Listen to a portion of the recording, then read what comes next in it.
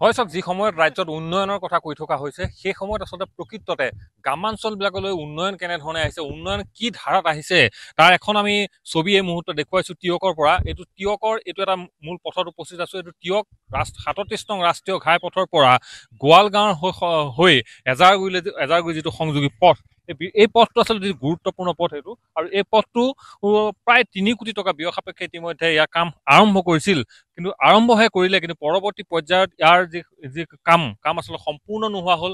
তাৰ বাবে আচলতে মই এটা কথা পূৰ্বে কৈ ল'ম যে এই যিবোৰ স্থান, এই স্থানবোৰ হৈছে আচলতে অতি এটা নৈপৰীয়া এটা অঞ্চল, নৈ দাঁতি কাষৰীয়া অঞ্চল। বাৰিষা অহাৰ লগে লগে আচলতে এই পথৰ ওপৰত এবুকুৰ ওপৰত আচলতে পানী হয়, আৰু যাৰ বাবে আচলতে এই পথটো নিৰ্মাণ কৰা হৈছিল। কিন্তু আজি তাৰিখত প্ৰায় 2টা বছৰ পাৰ হৈ গ'ল, কিন্তু আজি তাৰিখলৈ এই পথত কিন্তু কোনো ধৰণৰ উন্নয়ন দেখা পোৱা নগ'ল। মই একাংশ ৰাইজ আছে, সচেতন ৰাইজ আছে, তেখেতসকলৰ পৰা জানিব বিচাৰিম কেনেকুৱা ধৰণৰ এই পথটো, যিহেতু আমি দেখিছোঁ আৰু পূৰ্বেও কিন্তু আমি ইয়াত বাতৰি কৰিছোঁ আপোনালোকৰ ইয়াত, কেনেকুৱা ধৰণৰ কি হয় আপোনালোকে আচলতে যি কণ্ট্ৰেক্টাৰৰ লগত আপোনাৰ কথা হৈছে নে, বা ইয়াত কোনোবা বিষয়ে ইয়াত চাবলৈ আহে নে আপোনালোক? বিষয়া তেনেকে দেখাই নাই। হা, এইবোৰ মাটি জমা ৰাখি এইফালে ডোখৰ এইটো এতিয়া শ্লপটো এই গাড়ী এখন পৰি গ'লে এইফালে এই পৰি মানুহ এক্সিডেণ্ট হ'ব। এইফালৰ পৰা এই চোৱা, এইবোৰ দেখিছে এই কেনেকুৱা অৱস্থা। অঁ, মই একাংশ মহিলাৰ আছে, কিছু কথা জানিব বিচাৰিম, যিহেতু আপোনালোকে এই পথটোৱে বা বহিৰ্জগতৰ লগত সংযোগ আচলতে। আপোনালোকে এইফালে এজাৰগুৰিৰ পৰা সিপাৰলৈ যে নৈ পাৰলৈ যোৱা বৃহৎ এখন গাঁও আছে, প্ৰায় 16-17খন গাঁও আছে, আৰু এই পথটোৱে যে ৰাষ্ট্ৰীয় ঘাইপথৰ লগত মূল পথ। কথা হ'ল আজি উন্নয়নৰ নামত এই ৰাস্তাটো যিটো অৱস্থা কৰিলে, এতিয়া যিটো দেখিছোঁ পূৰ্বতকৈ বেয়াহে হ'ল। কি অনুভৱ কৰে আচলতে, আপোনালোকে কাৰোবাক একচুৱেলি কৈছে নেকি কথাটো? হয় হয়, আমি বিষয়াৰ লগত আমি আলোচনা কৰিছিলোঁ। তেওঁলোকে আহি পেলাই কি কৰিলে, এয়া চাওক, এয়া মাটি পেলালে, মাটি এয়া 2 গাড়ীমান পেলাই তেনেকে ধৰক আধাখিলা কৰি পেলাই সেয়া থৈ গ'ল। আমি একচুৱেলি এটা বানপীড়িত অঞ্চল, এটা বানপীড়িত অঞ্চলৰ মানুহৰ একচুৱেলি কিমান অসুবিধা হয় সেইটো আমি বাস কৰা মানুহখিনিয়ে বুজি পায়। যিহেতু আমাৰ বহুত অসুবিধা হয়, পানী ইয়াত যেতিয়া বাৰিষা আহিব, বাৰিষা অহাৰ লগে লগে আমাৰ ইয়াত পানী মানে কিমান হয় আপোনালোকক ক'বলৈ একো ভাষাই নাই। ল'ৰা ছোৱালী পঢ়া শুনাৰ পৰা সিদ্ধান্ত কৰি বহুত অসুবিধা হয়। আৰু তেওঁলোকেতো নিজে গম পাব লাগে, একচুৱেলি বানপীড়িত অঞ্চলত আমাক সোনকালে একচুৱেলি তেওঁলোকে কেতিয়া কৰিব, বাৰিষা ছিজনত মানে কামটো কৰিবলৈ থৈছে নে, আমি সেইটোহে একচুৱেলি মানে বিচাৰিছো। তেওঁলোকে কামটো মানে এনেকৈ হেমাহি কিয় কৰি থৈছে, তেওঁলোকে কি আমাৰ মানুহবোৰ একচুৱেলি মানে কি হ'ল, আমি এতিয়া পানীত যেনেকে হাঁহ মানে কি বুলি ক'ম এতিয়া, মানে পানীৰ হাঁহ নচৰা এটা অৱস্থা হ'ব।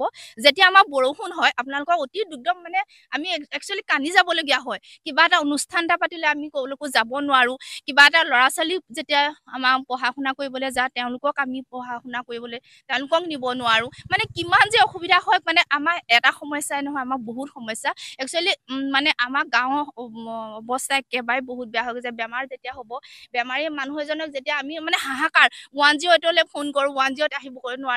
মানে তেওঁলোকলৈ যেতিয়া ফোন কৰোঁ যে বাইদেউ আমি আপোনালোকৰ তালৈ যাব নোৱাৰো, আমি তেতিয়া আমি কওঁ আপোনালোক কিয় এনেকুৱা কৈছে, চাওক বাইদেউ আপোনালোকৰ ৰাস্তাটো এনেকুৱা, সেই দলঙৰ ওচৰতে ধৰক সেই হয়তো আমাৰ মানুহৰ অৱস্থা মানে হয়তো জীয়াই মানে মানুহ মৰা নিচিনা হৈছে। তথাপিতো মানে কেলে মানে বুজি পোৱা নাই আমি। নিশ্চিতভাৱে, আৰু এয়া হৈছে ৰাইজৰ কথা। মই আৰু এজন লোক আছে, স্থানীয় লোক, আপোনাৰ পৰা মই কিছু কথা জানিব বিচাৰিম, যিহেতু এই পথটোৱে নিতৌ অহা যোৱা কৰি থাকে। এতিয়া মূল কথাটো হ'ল, যেতিয়া গাঁওখনত এজন মানুহ ৰোগী হয়, বেমাৰত পৰে, কেনেকে লৈ যায় আচলতে এই পথটো? আমাৰ ইয়াতে আচলতে কি হয়, যদি ৰোগীয়া হ'বলগীয়া হয়, মানুহ বেমাৰত পৰিবলৈ হ'লে মানে 108 ফোন কৰিলে এখেতে কৈছে যে গাড়ী আহিব নোৱাৰে, পুলৰ ওচৰতে ৰখি দিবলগীয়া হয়, 2-3 কিলোমিটাৰ ৰাস্তা দূৰত ৰখি দিবলগীয়া হয়।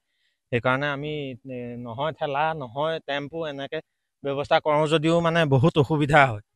এই মাটিবোৰ যে পেলালে কেতিয়া পেলালে? এইবোৰ মাটি এতিয়া বাৰিষা পেলাইছে, বৰষুণ যেতিয়া আৰম্ভ হয় তাৰ আগে আগে মাটি পেলাই দিছে। খৰালি চোৱা? খৰালি চোৱা এনেকেই থাকিলে, খৰালি চোৱা কাম বন নকৰিলে, এনেকেই থাকিলে।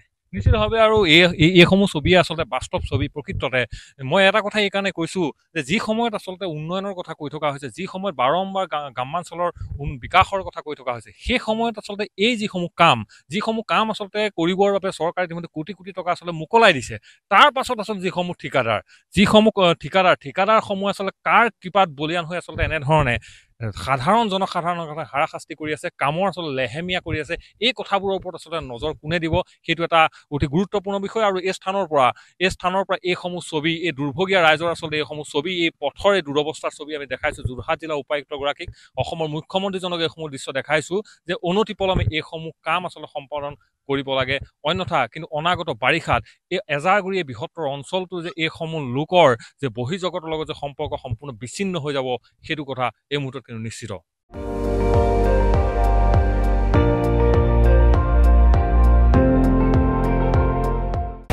আপুনি চাই আছে ND24 সৰ্বশ্ৰেষ্ঠ নহয় সৰ্বোত্তমৰ দৌৰত